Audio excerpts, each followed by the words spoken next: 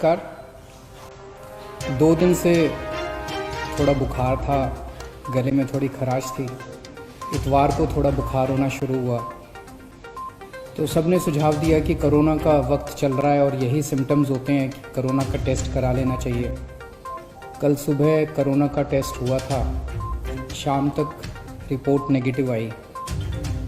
इस दौरान आप सब लोगों ने, बहुत सारे लोगों ने अपनी दुआएं भेजी, अपना आशीर्वाद भेजा और ऊपर वाले की कृपा से टेस्ट नेगेटिव आया।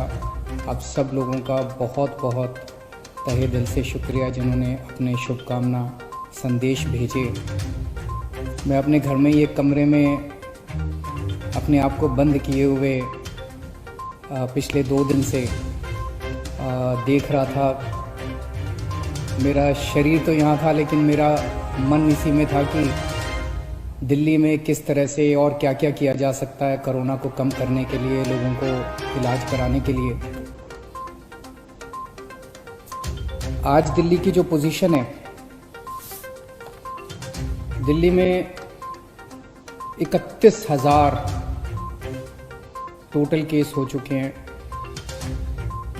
इसमें से लगभग 12,000 लोग ठीक होकर घर जा चुके हैं। 18,000 लोग अभी एक्टिव केस हैं जिनको अभी भी बीमारी है। 900 के करीब लोगों की डेथ हो चुकी है। जो 18,000 लोग एक्टिव केसेस हैं, इनमें 15,000 होम आइसोलेशन में अपना इलाज करा रहे हैं। कल SDMA की मीटिंग थी, स्टेट डिज़ास्टर मैनेजमेंट अथॉरिटी। उसमें मुझे भी जाना था, मैं नहीं जा पाया। मनीष सिसोदिया जी और अन्य मंत्रीगण गए थे। LG साहब ने इसकी अध्यक्षता की थी।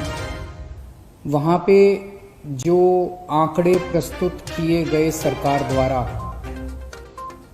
वो आंकड़े दिखाते हैं कि आने वाले समय में दिल्ली में कोरोना बहुत तेजी से फैलने वाला है। 15 जून को उम्मीद है कि 44,000 केस हो जाएंगे। जो आज 31,000 केस हैं, ऐसा अनुमान है कि 15 जून तक 44,000 केस हो जाएंगे। 30 जून तक 1 लाख केस हो जाएंगे। 15 जुलाई तक 2.25 लाख केस हो जाएंगे और 31 जुलाई तक लगभग 5,32,000 केस हो जाएंगे दिल्ली में टोटल। और इसको देखते हुए 15 जून तक हमें 6,681 बेड्स की ज़रूरत पड़ेगी। 30 जून तक 15,000 बेड्स की ज़रूरत पड़ेगी। 15 जुलाई तक 33,000 बेड्स की ज़रूरत पड़ेगी।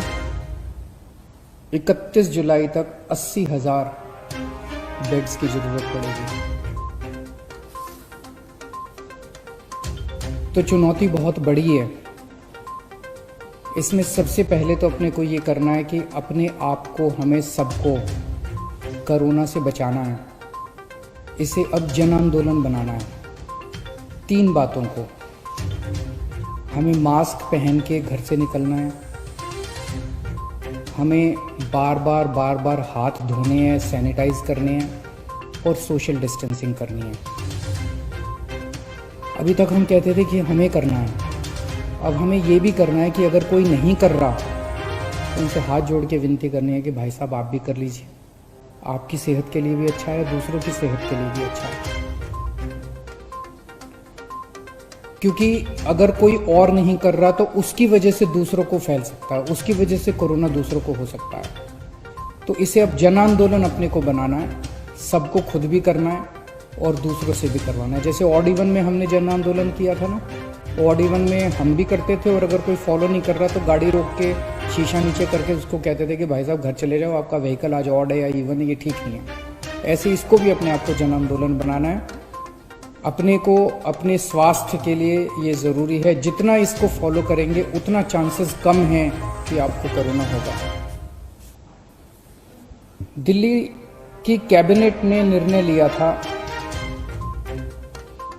कि कोरोना के दौरान दिल्ली सरकार के अस्पतालों में दिल्ली में रहने वाले लोगों का इलाज हो, क्योंकि जैसे मैंने अभी आपके सामने बताया कि आने वाले समय में बेड्स की बहुत ज़रूरत पड़ेगी। सोमवार को केंद्र सरकार ने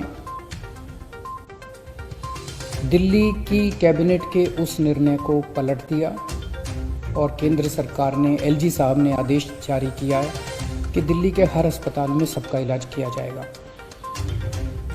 मैं देख रहा था टीवी पे कुछ लोग कह रहे थे कि केंद्र सरकार दिल्ली की कैबिनेट के फैसले को पलट नहीं सकती। एलजी साहब के पास दिल्ली के फैसले को, दिल्ली में चुनी हुई सरकार है, अभी कुछ महीने पहले चुनाव हुए थे जिसमें 62 सीट आई थी। दिल्ली की चुनी हुई सरकार के कैबिनेट के निर्णय को एलजी साहब या केंद्र सरकार पलट नहीं सकते। कुछ लोग ऐसा कह रहे थे। कुछ लोग कह रहे थे कि दिल्ली में खुद इतने सारे केस हो रहे हैं, दिल्ली के लोगों को खुद इतने बेड्स की ज़रूरत पड़ेगी। मेरा अब ये कहना है, केंद्र सरकार ने निर्णय ले लिया, एलजी साहब ने आदेश पारित कर दिया। ये समय असहमतियों का समय नहीं है, ये समय एक दूसरे से डिफर करने का समय नहीं है। अब जो निर्णय हो गया केंद्र सरकार का, एलजी साहब ने जो आदेश दे दिया उसको लागू किया जाएगा। एलजी साहब के आदेश को अक्षरशः लागू किया जाएगा, केंद्र सरकार के निर्णय को लागू किया जाएगा। अब इस पे कोई असहमति नहीं करनी, अब इस पे कोई वाद विवाद नहीं करना, अब इस पे कोई लड़ाई झगड़ा नहीं करना। ये सब लोग, मैं जितने सरकार के अंदर भी हैं, जितने पार्टी के लोग हैं, मैं सबको मैसेज देना चाहता हूँ कि एलजी साहब के आदेश को लागू किया जाएगा, केंद्र सरकार के निर्णय को लागू किया जाएगा। चुनौती है, बहुत बड़ी चुनौती है, अभूतपूर्व चुनौती है। जैसा मैंने कहा, 15 जुलाई को दिल्ली में 33,000 बेड्स की जरूरत पड़ेगी दिल्ली वालों के लिए। 31 जुलाई को 80,000 बेड्स की जरूरत पड़ेगी। बाहर से कितने लोगों के आने की उम्मीद है? मोटे मोटे तौर पे देखें तो दिल्ली के अस्पतालों में जब कोरोना नहीं था, नॉर्मल टाइम में दिल्ली के अस्पतालों में 50% लोग दिल्ली के बाहर से आके इलाज कराते हैं। तो अगर वो अभी माना जाए तो जितने बेड्स हमें दिल्ली के लोगों के लिए चाहिए, उतने ही बेड हमें दिल्ली से बाहर से आने वाले मरीजों के लिए, हमारे भाई बहनों के लिए चाहिए होंगे। तो 15 जुलाई को दिल्ली के वालों के लिए 33,000 बेड चाहिए, तो सारे मिला के बाहर वाले भी अगर मिलाएंगे तो 65,000 बेड्स की जरूरत पड़ेगी। और 31 जुलाई को 80,000 बेड अगर दिल्ली वालों के लिए चाहिए तो लगभग 1.5 लाख टोटल बेड्स की ज़रूरत पड़ेगी। बहुत ज़्यादा बड़ी चुनौती है, आसान काम नहीं है। लेकिन इतना मैं कह सकता हूँ कि हम पूरी कोशिश करेंगे, तन मन धन जो बन सकेगा। ये हमारी जिम्मेदारी भी है और ये सेवा का काम है। मैं खुद निकलूँगा, कल से परसों से मैं खुद ज़मीन पे उतरूँगा, मैं खुद जाके स्टेडियम्स को, बैंक्वेट हॉल्स को, होटल्स को तैयार करवाएंगे। हम लोग जितना ज़्यादा से ज़्यादा हो सकेगा हम कोशिश करेंगे। मैं बस इतना कह सकता हूँ कि हमारी कोशिशों के अंदर ईमानदार कोशिश होगी और पूरी कोशिश होगी, कोई कमी नहीं होगी। लेकिन ये विपदा इतनी बड़ी है, ये मुसीबत इतनी बड़ी है, मानव जाति के इतिहास में शायद इतनी बड़ी विपदा कभी नहीं आई। हमारे काम में 100 कमियां रह सकती हैं, लेकिन हमारी नीयत में और हमारी कोशिश में आपको कमी नज़र नहीं आएगी। मैं पड़ोसी राज्यों से भी, वहाँ की सरकारों से भी निवेदन करता हूँ, अपील करता हूँ कि वहाँ समुचित व्यवस्था करें अपने अपने बेड्स के लिए और मरीजों के लिए। कर भी रहे होंगे, मैं किसी को दोष नहीं निकालना चाहता, कर भी रहे होंगे ताकि कम से कम लोगों को दिल्ली आने की ज़रूरत पड़े। इस दौरान मैं देख रहा था कि मीडिया वाले बहुत अच्छा काम कर रहे हैं। मैं मीडिया को सैल्यूट करना चाहता हूँ, मैं मीडिया को साधुवाद धन्यवाद देना चाहता हूँ। आपने हमारी जो जो कमियां रह जाती हैं, आप रोज़ हमारी कमियां बताते हैं और वो कमियां हमें सीखने का एक मौका देती हैं। आपने हमारे ऐप में इतनी सारी कमियां बताई, उन कमियों को पिछले एक हफ्ते के अंदर हमने काफ़ी दूर किया है। अभी भी कुछ कमियां हो सकती हैं, आप प्लीज़ हमें ज़रूर बताइएगा। काफ़ी कमियों को ऐप में दूर किया, लेकिन अभी भी जो कमियां हमें ज़रूर बताइएगा। मैं देखता हूं कि लगभग हर चैनल पे कुछ पेशेंट्स को या पेशेंट्स के रिश्तेदारों को, दोस्तों को वो किस तरह से बताते हैं कि कई अस्पतालों में गए, मैं पहले इस अस्पताल में गया, मैं इस अस्पताल में गया, मैं इस अस्पताल में गया, मुझे इलाज नहीं मिला, मुझे बेड नहीं मिला। मैं सोच रहा था कि टोटल कितने 10, 12, 15 चैनल होंगे। उन 15 चैनलों पे 15 या 20 केसेस बताए जा रहे होंगे, लेकिन ऐसे लोगों की संख्या जिनको तकलीफ हो रही है, जिनको बेड नहीं मिल रहे, उससे कहीं ज़्यादा है। केवल 15-20 लोग नहीं हैं जो टीवी पे आए। लेकिन मैं आपकी जानकारी के लिए बता दूं, पिछले एक हफ्ते में एग्जैक्टली 8 दिन में दिल्ली के अस्पतालों में 1900 लोगों का एडमिशन हुआ, 1900 लोगों को बेड मिले हैं दिल्ली के अस्पतालों में। और आज 4200 बेड अभी खाली हैं। लेकिन ये 4200 बेड मोस्टली सरकारी अस्पतालों में खाली हैं, प्राइवेट के मोस्टली भर गए हैं। उसका भी इंतजाम कर रहे हैं, कोशिश कर रहे हैं। लेकिन पिछले 8 दिनों में 1900 लोगों को बेड मिले। लेकिन एक तरफ जहां 1900 लोगों को बेड मिले, वहीं कम से कम 150-200 लोगों को बेड के लिए धक्के भी खाने पड़े। तो जब टीवी चैनलों के ऊपर एक एक केस बताया जाता है, मेरी टीम एक एक केस पे गौर करती है और हम उससे सीखने की कोशिश करते हैं। एक तरफ हम कोशिश करते हैं कि